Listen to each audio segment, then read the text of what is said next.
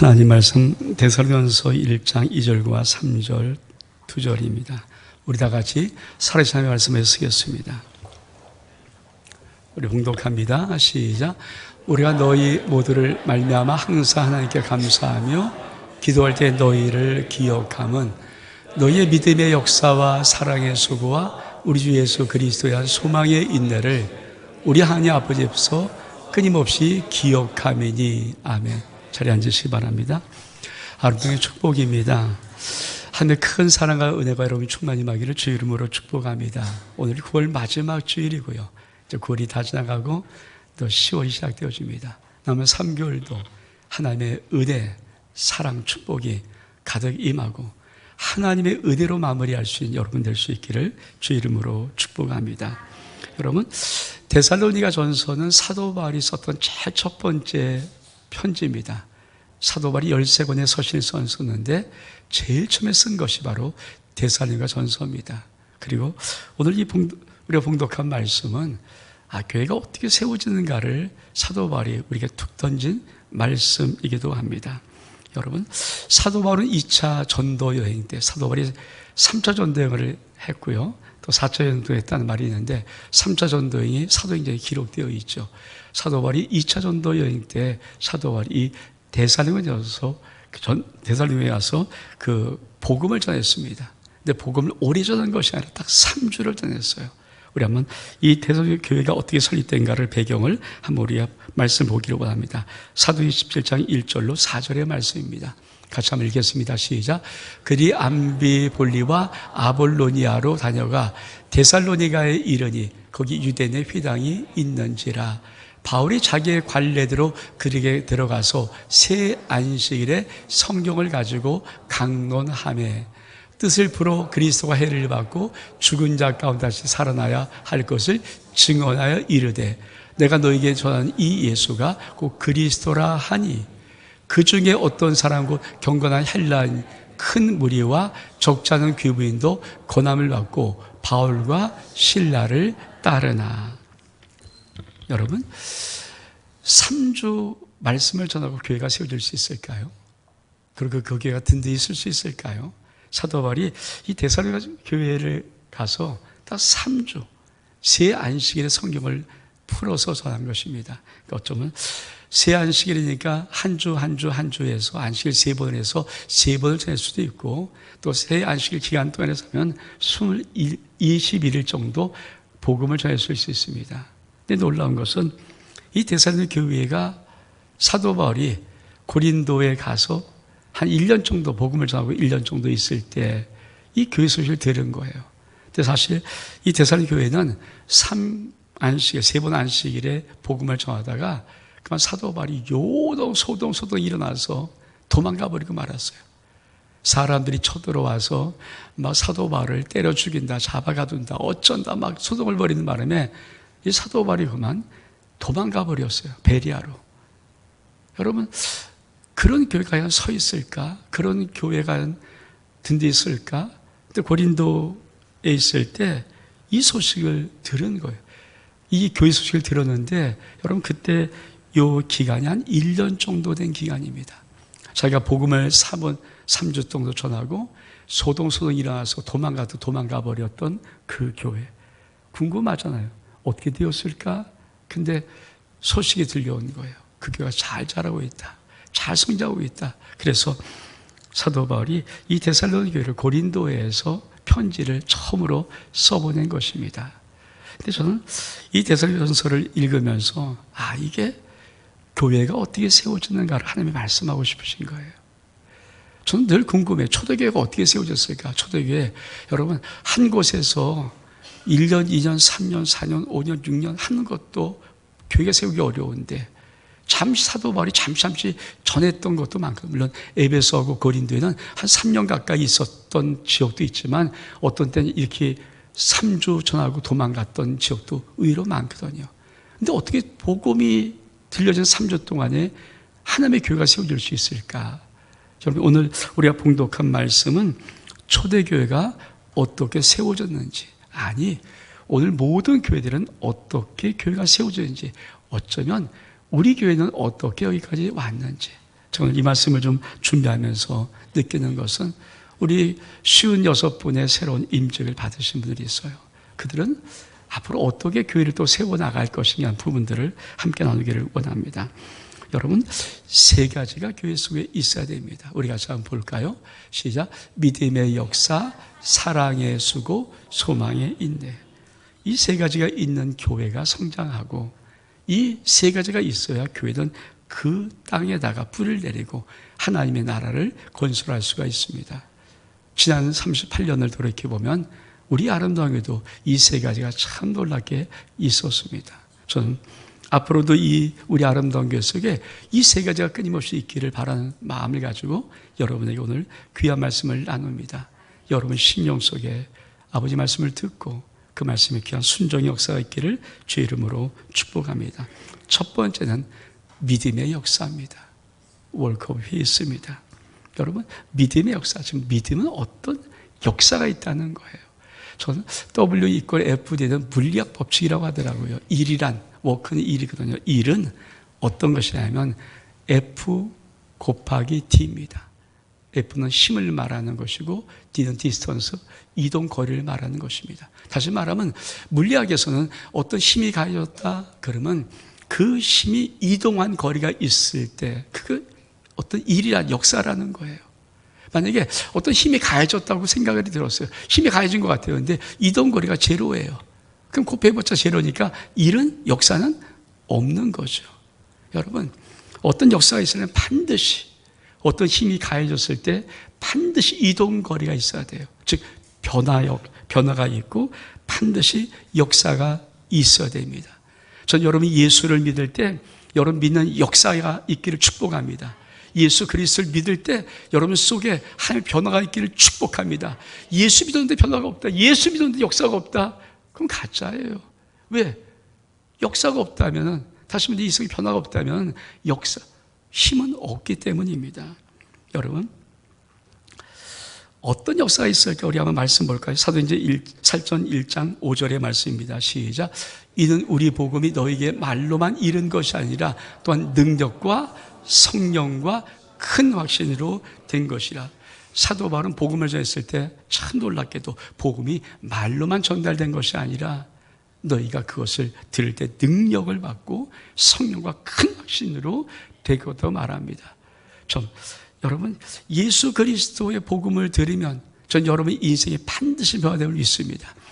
하나님을 믿으면 반드시 여러분의 삶 속에 놀라운 역사이라는 믿습니다. 아멘. 그래서 여러분, 사도 바울이 어떤 복음을 전했을까? 우리 말씀 제가 한번 읽어드릴게요. 우리가 아까 봉독한 말씀 사도행 17장 2절 3절에 보면 이런 말씀이 있습니다. 바울이 자기의 관례대로 그들에게 들어가 새 안식일에 성경을 가지고 강론하여 뜻을 풀어 그리스도가 해를 받고 죽은 자 가운데 다시 살아날 것을 증언하여 이르되 내가 너에게 전하는 것이 곧 예수 그리스도다. 여러분, 복음은 다른 게 아니에요. 예수 그리스도 부활하셨다, 예수 십자가 죽으셨다, 그리고 예수 그리스도가 너희가 기다리던 메시아 그리스도다, 이걸 전하는 거고. 여러분, 세 번 새 안식일에 이것을 전했더니 이 복음이 들어가는 순간에 놀라운 그 에사레의 성도들 속에 역사와 변화가 있었던 것입니다. 전 예수 그리스도를 믿으면 인생이 바뀐다고 믿습니다. 여러분, 예수 그리스도를 믿고 여러분 인생이 바뀜을 믿기를 축복합니다. 예수를 믿으면 반드시 인생은 바뀝니다. 어떠한 교회가 아주 전도를 했던 이 구호가 참 유효했던 적이 있어요. 행복의 시작 예수 그리스도. 행복의 시작은 예수 그리스도를 믿으면 일어나기 시작합니다. 아멘. 여러분, 인생의 행복, 가정의 행복, 나라의 행복, 모든 행복은 예수 그리스도를 믿으면 역사되어집니다. 아멘. 저는 참 전도 문구가 참 누가 말했는지 모르지만 참 가슴에 닿아요. 행복의 시작 예수 그리스도십니다. 예수 그리스도 나라를 바꾸고 반드시 가정을 바꾸고 자녀를 바꾸고 나라와 민족을 바꿉니다. 아멘. 이 은혜를 길을 축복합니다. 저는 우리 아름다운 교회에서 우리 필라델피아 1년 동안 한번 전도를 해봤잖아요. 그때 그걸 제가 썼는 잔들이 오지만 잘 쓰고 싶었던, 그 전부터 몇 년 동안 계속 가서 품었던 담아는 이런 문장이었습니다. 아름다운 교회에서 예수 믿으면 당신의 삶에 기적이 일어납니다. 제가 참 이걸 좋아하거든요. 정말 이걸 참 좋아해요. 근데 이 말을 사실 안 썼을 것 같아요. 썼는지 모르겠지만. 왜냐하면 이걸 쓰면 또 다른 주변 교회에서 야, 뭐 너희 교회에서만 예수 믿는 기적이 아니냐 그럴까봐. 그래서 참 이 말을 좋아해요. 그 믿음이 있어요. 아름다운 것이 예수 그리스도를 믿으면 당신의 인생에 기적이 일어납니다. 여러분, 아름다운 것은 예수님이 여러분에게 하나님의 기적이 있으면 이렇게 축복합니다. 기적이 일어나요. 근데 그러면 기적은 그냥 일어날까요? 도대체 어떤 믿음의 역사는 어떻게 일어날 것인가요? 우리 말씀 보겠습니다. 데살로니가서 2장 13절의 말씀 시작. 이러므로 우리가 하나님께 끊임없이 감사함은 너희가 우리에게 들은 바 하나님의 말씀을 받을 때 사람의 말로 받지 아니하고 하나님 말씀으로 받음이니 진실로 그러하도다. 이 말씀이 또한 믿는 자 가운데서 역사하느니라. 여러분, 믿음의 역사가 일어나려면 참 중요한 원리 하나가 있어요.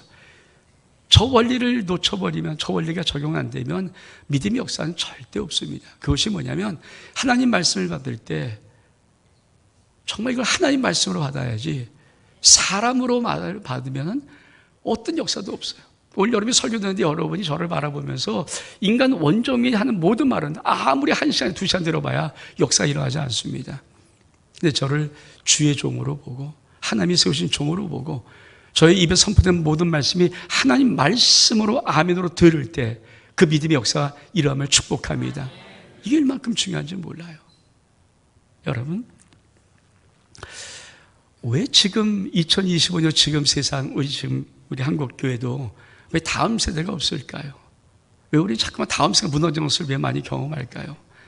교회만 다음 세대가 없거든요. 왜 없을까요, 여러분? 딱 하나밖에 없어요. 초대교회, 쉽게 말하면 우리 교회가, 우리 나라에서 막 복음이 뜨거웠을 때 60년대, 70년대, 80년대 그때 그 어머니 아버지의 신앙은 어떠했는가? 그때는 저희들도 교회가 1년에 2번 대신방 하잖아요. 봄 신방, 가을 신방. 여러분, 신방을 그냥 받은 사람 한 명도 없어요. 어떤 분은 신방 받으면 도배를 싹 합니다. 어떤 분은 신방 받으면 장판을 새로 깝니다. 어떤 분은 신방 받으면 대문에 페인트칠을 다시 합니다. 어떤 분은 신방 받는다고 자기 집에 오래된 거를 다 버리고 새 거로 바꾼 분도 있어요. 그리고 신방 받을 때 그냥 받습니까? 정말 진성을 차려서 받죠.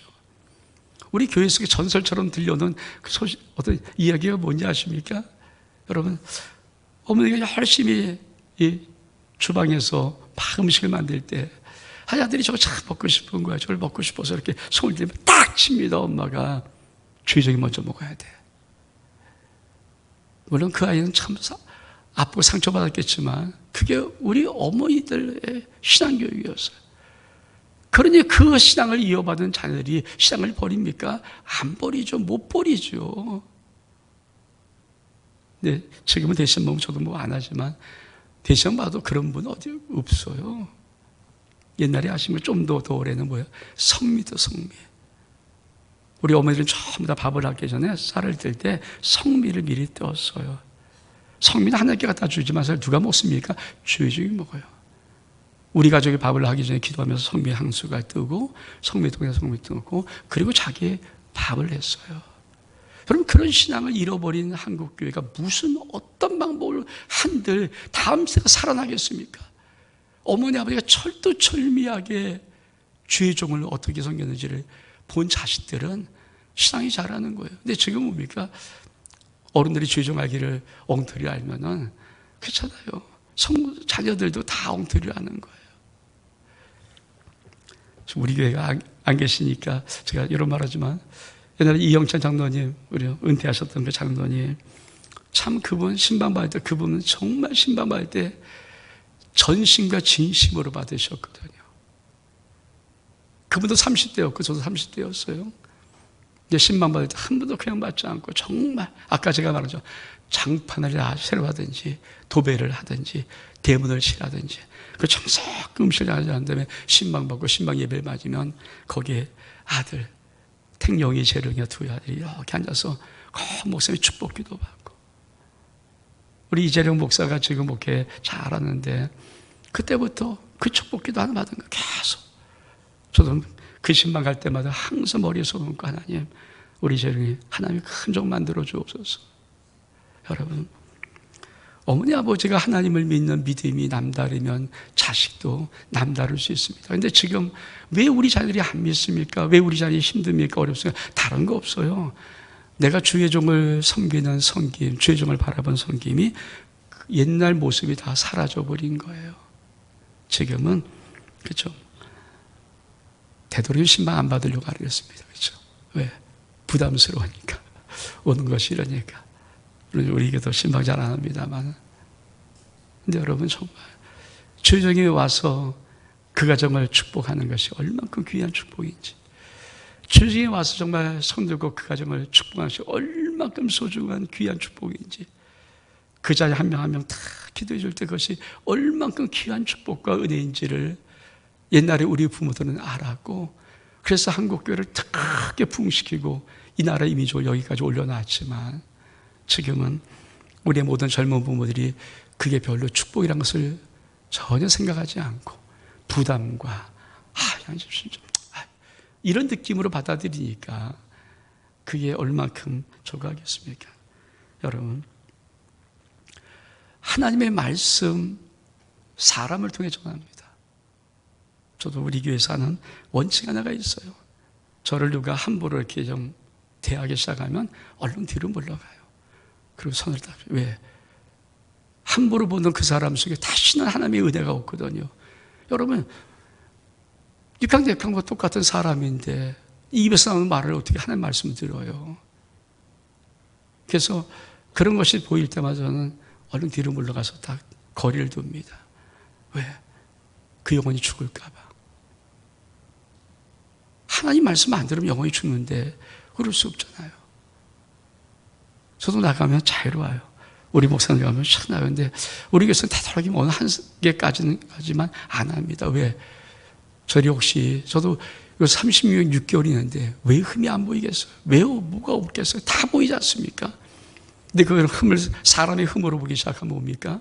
더 이상 그냥 하나님 말씀을 듣지 못해요. 제가 일부도 그런 얘기했지만, 죄음을 봤으면 우리 아내가 제일 많이 받겠죠. 저는 여러분에게는 이렇게 나타나고, 한 번도 누가 올 때 제가 만약 혹시 뭐 단정 모습이 있으면 얼른 머리 감고 넥타이 얼른 매고 맞이하지, 한 번도 부시시한 모습 나가본 적도 없어요. 왜? 혹시 잘못 실수하면 안 되니까. 근데 제가 우리 가정에서는 그러지 않잖아요. 우리 아내에게는 마음껏 제가 때로 신경질도 부리고 짜증도 내고 화도 내고, 근데도 불구하고 그걸 다 봐요. 제가 누군지 다 봐요. 근데 저는 참 제 아내가 감사한 게, 지금까지도 하나님 말씀을 들을 때 그걸 하나님 말씀으로 받아요. 은혜 받고 눈물 흘리고 감동받고. 그게 얼만큼 귀한데. 한번 우리 아내에게 보여줬던 걸 100분의 1만 누구한테 보였으면 벌써 손가락질하고 이랬을 거예요. 근데 우리 아내가 다 봤거든요. 왜? 저도 인간이에요. 철두철미 인간이니까. 근데 불구하고 우리 아내는 지금까지 모든 하나님의 말씀을 들을 때 사람 말로 받지 않냐고 하나님의 말씀을 받아주는 것이 얼만큼 고마운지. 그래서 그게 귀한 거예요. 그게 나를 뻔히 알면서도, 내가 누군지 알면서도 하나님의 그 말씀을 보는 거예요. 여러분, 이게 믿음의 역사에 참 중요한 겁니다. 여러분, 주의 종의 사람을 보이기 시작하면 여러분 믿음은 잘하지 않습니다. 사람 말, 지금 우리나라의 대통령 그렇잖아요. 어떤 사람들은 대통령 안 붙이잖아요. 이름만 지켜서 얼마큼 많습니까? 왜? 대통령도 우리나라 국군 통수의 최고의 대통령도 그렇게 하는데, 아니, 이 조그만 교회 저 같은 사람들을 함부로 보면 얼마나 함부로 보겠어요? 여러분, 믿음의 역사가 나타내면 사람 말로 듣지 말고 여러분 하나님 말씀으로 듣는 은혜가 있기를 주 이름으로 축복합니다. 참 중요한 원리예요. 그래서 이것이 되면 그 다음부터는 여러분 삶 속에 역사가 있어요. 여러분, 데살로니가 이 교회는 어떤 교회였어요? 사도 바울이 도망쳐버린 교회예요. 막 소동이 일었어요. 잡아 죽이지 그러니까 도망쳐버린 교회. 그럼 복음을 전하다 도망치는 그곳에 무슨 은혜가 있다고. 근데 그들이 그래도 사도 바울을 인정하는 거예요. 제가 중국에 한 번 갔을 때 6명이 갔는데 다 잡혔어요. 저는 이 공항에서, 장천 공항에서부터 3시간 반, 4시간 정도 가는 거리에 떨어져 교회를 집회를 하고 있었거든요. 근데 연락이 왔어요. 다 잡혀서 얼른 원목사님 철수하라고, 도망가라고. 근데 눈이 참 많이 왔어요. 그런데 거기 책임지사의 말을 잊지 못해요. 책임지사가 저게 딱 오는 말이에요.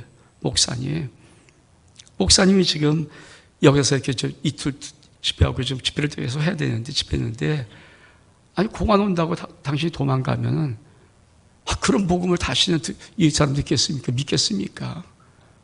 그러니까 쉽게 말하면, 다 걸렸지만, 걸려더라도 도망가지 마십시오.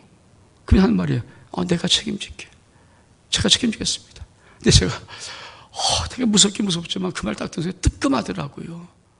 나 예수 복음 전하러 왔는데, 예수 복음 전하는데, 공안이 달려와서 좀 다 잡혀가고, 나 잡으러 온다는데, 그거 내가 도망가 버리면, 다시 어떻게 또 그것을 복음을 전할 수 있을까? 제가 알았습니다. 집회 다 갔어요. 집회 다 마친 3일, 마친 날까지 집회, 공안은 오지 않았더라고요. 하도 눈이 많아서 공안이 거기를 차갖고 올 수 없는 곳이었어요. 감사하게도. 나중에 그리고 만나서 그쪽 사람들 추방돼갖고 북경 통해서 들어왔는데, 여러분, 사도 바울이 그렇게 도망가 버렸던 데살로니가 교회 속에 어떻게 믿음이 자랄 수 있었는가? 그들은 그 도망가는 모습 보고도 그들의 마음 속에는 사도에 대한, 하나님 말씀에 대한 인정과 그것을 존경을 표했게 됩니다. 여러분, 믿음의 역사가 나타나려면 반드시 주의 종의 말을 사람 말로 듣지 말고 하나님 말씀을 들을 수 있는 은혜가 있기를 주의 이름으로 축복합니다. 두 번째는 사랑의 수고예요. 사랑의 수고. 여러분, 사랑의 수고는 같이 읽어볼까요? 시작. 사랑의 수고. 시작. 부모가 자식을 위해 수고하는 수고가 사랑의 수고다. 여러분, 수고라는 이 헬라어 단어가 코포스입니다. 코포스. 근데 제일 첫 번째 뜻이 뭐니? 코포스 첫 단어의 첫 번째 뜻이 뭡니까? 매질이에요. 매질. 여러분, 솔직히 매질은 왜 당합니까? 여러분, 누가 나를 매질하는데 이 매질을 왜 막습니까? 안 맞아요. 이게 딱 하나는 맞아요. 내 자식을 위해서라면 부모는 매질 맞을 수 있어요. 여러분, 저도 남의 이런 매질 왜 맞습니까? 그렇잖아요, 여러분. 남을 위해서 내가 왜 매질을 왜 맞습니까? 근데 만약에 내가 매질을 맞을 수 있는 것이 있다면 딱 하나예요. 내가 사랑하는 내 자식을 위해서라면 난 매질 감당할 수 있어요. 맞을 수 있어요. 왜? 네 자식을 위한 거니까. 내가 부모니까. 그래서 여러분, 이 사랑의 수고의 첫 번째 코포스라는 이 수고라는 단어는 매질의 매질. 매질 당한 맞을 만큼, 매질을 당한 맞을 만큼 그렇게 수고하냐 이겁니다. 그게 있습니까? 여러분, 정말 우리 속에 교회 봉사가 어떻게 되어집니까? 이 데살로니가 교회는 사랑의 수고가 있어요. 이제 사랑의 수고가 뭐라고요? 매질당하는 수고를 했어요. 매를 맞는 수고를 통해서 교회를 세웠다는 거예요. 우리 말씀 같이 볼까요? 우리 데살로니가서 2장 8절 9절의 말씀 시작. 우리도 이와 같이 너희를 사모하여 함의 복음뿐 아니라 우리의 목숨까지 너희에게 주기를 기뻐함은 너희가 우리의 사랑하는 자 됨이라. 형제들아, 우리의 수고와 애쓴 것을 너희가 기억하리니 너희 아무에게도 폐를 끼치지 아니하려고 밤낮으로 일하면서 너희에게 하나님의 복음을 전하였노라. 그렇습니다. 사도 바울이 애쓰고 수고했던 가장 기본적인 이유가 뭡니까? 사랑하는 자였어요. 이 데살로니가 성도들이 사랑하는 자였어요. 자기가 사랑하는 자. 여러분, 주의 몸된 교회에 사랑함이 없으면은, 여러분, 왜 내 아까운 시간 여기 투자하고, 왜 아까운 물질 여기 투자하고, 아까운 전 여기 투자하고, 왜 여기 수고합니까? 근데 여러분, 교회는 사랑의 수고가 없으면 부흥이 안 돼요. 세워지질 않아요. 근데 사도 바울은 어떤 수고를 했을까? 매질당하는 수고예요. 매 맞는 수고. 왜? 데살로니가 교회 성도들이 자식 같으니까. 저도 그런 마음이 있어요. 저보다 연세가 많으신 분들이 많지만은 솔직히 제 마음속에는, 그래서 제가 어떤 분은 기도할 때 그냥 딸아, 사랑한다 이렇게 말하는 것이, 권사님 이름 불러드리기 좋죠. 근데 아니에요. 제 마음속에는 영적인 내 아비 같은 느낌이 제 마음속에 있어요. 그 마음이 있어요. 여러분, 나이와 상관없이. 근데 사도 바울이 복음을 전하면서 이 마음이 없었겠습니까? 복음을 전하고 듣는 그 심령이 전부 다 사랑하는 자식 같은 느낌. 사도 바울은 청년이었고 총각이에요. 결혼도 안 했지만 정말 자식 같은, 영적인 자식 같은 느낌이 있어 수고하는 것. 여러분, 사랑의 수고가 있어야 교회는 세워집니다. 아멘? 사랑의 수고가 있어야 돼요. 저는 뭐 여기 있는 분들은 너무 잘하니까 제가 말을 못하겠지만 정말 우리 은퇴하신 이영찬 장로님, 제가 장안동에 살았을 때가 있었어요. 장안동에서 여기 창동까지 교회를. 근데 여러분, 새벽기도 나오면 새벽에 차가 없잖아요. 버스 안 다니니까. 또 맨날 뭐 돈이 얼마 있다고 택시 다닐 수도 없고.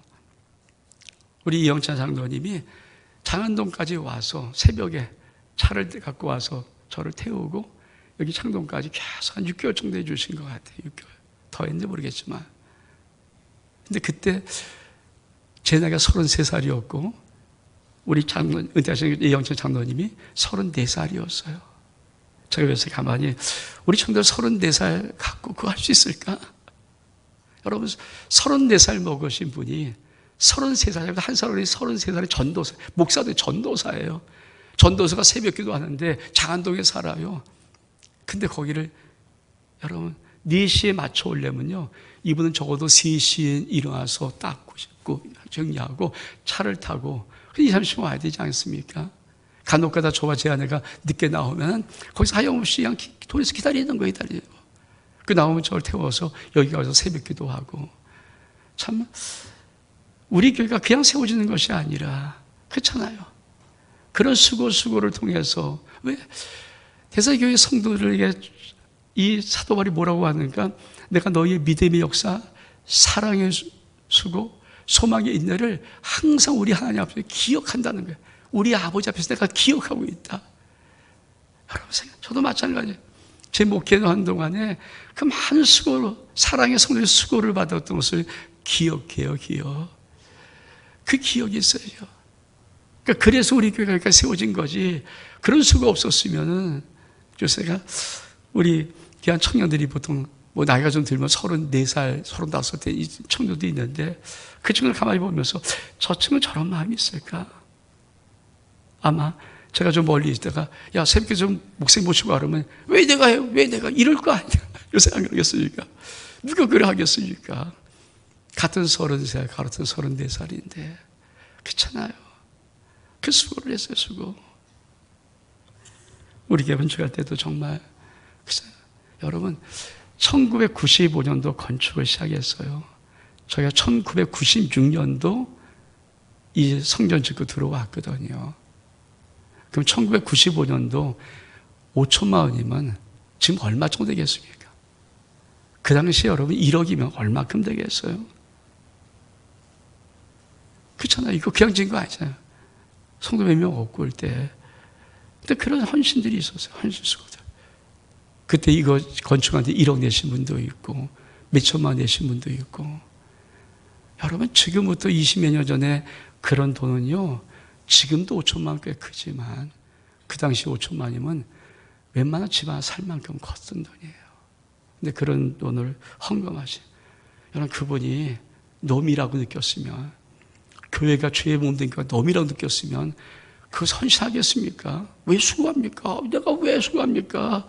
놈 같은 거를, 여러분, 놈 같은 교회를 왜 내가 수고합니까? 남인데. 근데 여러분, 정말 사랑의 수고를 할 수 있는 것은 다른 게 아니에요. 그들이 정말 사랑스럽고, 그들이 정말 내 가족이고, 내 피부치 같은 느낌이 들고, 예수 피로 피부치 같은 느낌이 들어서 스수고를 통해서 교회가 세워지는 거지. 그렇잖아요. 그런 수고가 제 가슴 속에 참 많아 있어요. 근데 그런 수고가 지금까지 있어요. 지금까지. 우리 노예 목사님들이 우리 교회를 참 좋아하고요. 사모님들이 요새 이제 노예 준비한다고 차영수 우리 교회에서 하거든요. 오면 아마 그분들 굉장히 감격해 사진 찍고, 제가 지난주에 봉사했던 것은 제가 사진 찍어갖고 막 페이스북에 올려놨어요. 그리고 제가 이런 말을 붙였어요. 사랑의 수고. 정성껏 해요. 여러분, 누구에게 대접할 때 여러분 정성을 하는 대접과 그렇지 못하면 금방 티가 나요. 사람은 딱 보면 알기 때문에. 그래서 지극정성으로, 정말 지극정성으로, 정말 가장 귀한 분들이 먹는 것처럼 그렇게 대접하는 것을 받으면요, 참 마음이 그렇게 좋을 수 없어요. 힘들고 어렸던 거 다 놓아가지고요. 참 그렇게 좋을 수 없어요. 근데 그거를 지금까지 우리 성도들은 해요. 정말로 그 감사한지. 지금도 이 구석구석에서 이 사랑의 수고를 하는 많은 분들이 있기 때문에 교회가 보이지 않지만 성장하고 자라가는 거예요. 그런 수고가 없으면 교회가 자랍니까? 근데 이 대선교회 속에는 그 사랑하는 수고가 있었어요. 그러면 이 수고는 어떻게 하면 됩니까? 우리 말씀 보겠습니다. 고린도서 15장 10절 말씀 시작.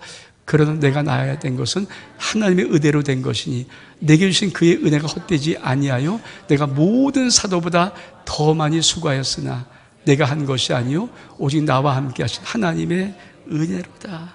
그래요. 하나님의 은혜가 오면, 하나님의 은혜를 받은 것이 되면, 내가 하나님의 은혜를 받았다는 느낌이 정말 내 마음속에 들어오면, 그럼 사랑의 수고를 할 수 있는 거예요. 얼마든지. 왜 수고를 못합니까? 하나님의 은혜가 아니라는 거예요. 은혜가. 수고하는 사람의 특징이 있어요. 그 사람들은 하나님의 은혜를 가지고 해요. 왜 수고를 한다는 건 뭐예요? 매질이에요. 매 맞는 거 남한테 남 때문에 왜 맞습니까? 남 때문에 욕을 왜 듣습니까? 남 때문에 왜 여러분 그냥 구차인을 왜 당합니까? 안 해요. 사람은 야가 빠져 이기적이기 때문에. 근데 하나님의 은혜가 그 심령 속에 들어오면은, 하나님의 은혜가 그 심령 속에 들어오면은 내 속에서부터 그 사랑의 수가 설사 그를 위해서가 매질 맞을지라도 가능한 거예요. 여러분, 이게 초대교회 속에 있었던 거고, 우리 교회 38년 역사 속에 이런 은혜가 있었어요. 이런 은혜. 제가 여기 있는 분들이 하도 많으니까 제가 말은 다 못하지만 정말이에요. 제가 구석구석에서 얼만큼 많은 사람들이 주를 섬기고 애를 쓰고 수고했는지 정말 제 마음속에 늘 감사해요. 정말 그런 귀한 분들이 우리 교회에 보이지 않는 힘으로 계속 있었기 때문에 이 교회가 오는데, 56분의 귀한 임직 받으신 분들도 정말 이 층에 수고했지만 더 아름다운 수고를 가지고 우리가 세워나가는 은혜가 있었으면 얼마큼 좋을까. 여러분, 하나님의 은혜로 여러분의 수고를 할 수 있는 은혜가 있기를 축복합니다. 여러분의 그 수고 속에 하나님의 은혜의 머무림이 있기를 축복합니다. 여러분의 그 수고의 모든 동기와 모든 것이 하나님이 나의 나 된 것이 은혜였음을 고백하는 그런 은혜가 머물 수 있기를 주를 축복합니다. 세 번째로 이 대성교회 속에는 소망의 인내가 있습니다. 우리 같이 한번 읽어볼까요? 시작. 현실 문제와 상황에 무너지지 않은 신앙, 예수 그리스도의 재림과 부활, 소망이에요. 여러분, 이 대성교회 속에는 가장 궁금했던 것이 두 가지 있었어요. 하나는 뭐냐면 정말 죽으면 부활해요. 여러분, 정말 죽으면 부활합니까? 여러분, 정말 그 믿음 갖고 믿습니까? 내가 죽으면 다시 부활한다. 그 믿음이 있습니까? 신앙생활 다른 게 아니에요. 다른 어떤 것과 하는 거 아니에요. 이 땅에 내가 60에 70에 80이면 내가 예수를 믿든지 안 믿든지 다 살 수 있어요. 여러분, 내가 이 땅에 사는 모든 삶은요, 거짓말 하나도 없고 예수를 안 믿어도 잘 살고 예수 믿어도 다 잘 살아요. 상관없어요. 어떤 상관도 없어요. 이 생을 좀 더 크게 하나 아무 상관 없어요. 근데 여러분, 딱 하나, 예수 믿어야만 죽은 자가 부활해요. 예수 믿어야만 죽은 자가 부활해요. 아멘. 이게 사실상에서 궁금한 것이었고 소망이었어요. 왜 그들이 열심히 믿음의 역사를 일으키고 소망의 수고를, 사랑의 수고를 했습니까? 한 가지였어요. 우린 이 땅의 삶의 끝이 아니야. 우린 죽어도 부활해. 여러분, 죽으면 부활한 걸 믿습니까?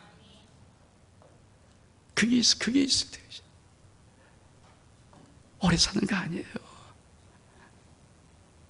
며칠 전에 감리교 감독이던 신경아 감독이 84살에 돌아가셨어요. 참 감리교 대단한 분이었거든요. 84살이에요.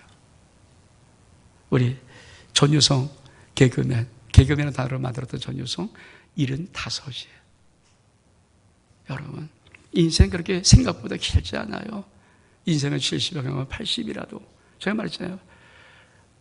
90 넘어 산 사람은 3%밖에 안 돼요. 85세 이상 사는 사람도 12%, 13%밖에 안 돼요. 100명 중에 65세 100명 중에 살다가 85세를 넘어선 사람은 12%, 12명 내지 13명밖에 안 돼요. 나머지 대부분은 85세 못 살아요. 여러분, 우리 인생 속에 이제 마지막 시간들이 정말 다가올 때 여러분들은 여러분 속에 예수 그리스도의 부활한 것 같이 여러분이 죽은 다음에 부활한 소망이 있습니까? 그것이 여러분의 강한 믿음의, 예수 믿는 강한 믿음의 축복이 되기를 축복합니다. 우린 예수 그리스도를 믿으면 반드시 부활합니다. 또 한 가지, 예수님이 재림하는가? 이게 궁금한 이게 궁금한 거예요. 데살로니가에서 가장 궁금한 것은 예수님 정말 재림하십니까? 예수님 정말 재림하십니까?